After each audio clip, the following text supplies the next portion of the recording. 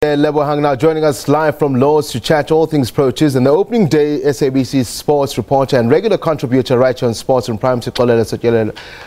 Six, nice to have you first and foremost. Speak to us. Opening day, the morning session, we thought we have them, we're all over them, but at Stumps, things had changed.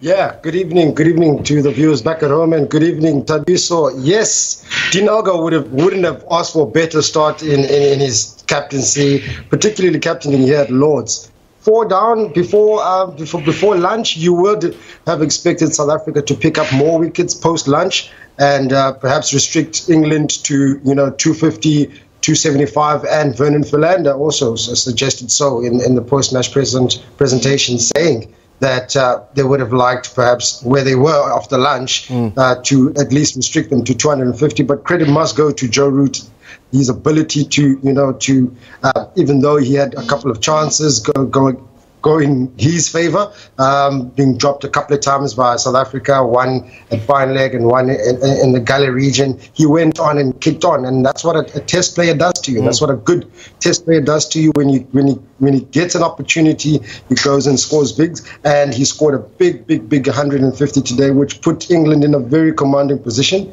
Yeah. The highest runs scored by an English captain on dead Lords. But South Africa will need to strike very early tomorrow. They will need to strike with that new ball. Yeah. 10 overs they have this evening with it, but tomorrow morning they'll need to strike early and restrict England for as little as possible, or perhaps just under 400. Yeah. Speak to us about South Africa though on the field. I mean, we had it all to do. In fact, we basically had them in the opening session, as you rightfully said. All of a sudden, later on in the innings, we saw even spinners bowling no balls. I think Morne Morkel as well took a wicket off a no ball, dropped catches here and there. It hasn't been the best of performances on the field. It's something that the South Africans fairly well pride themselves in. You're right, and we pride of they pride themselves of their fielding. But it's something that has always been there in Morne Morkel's game.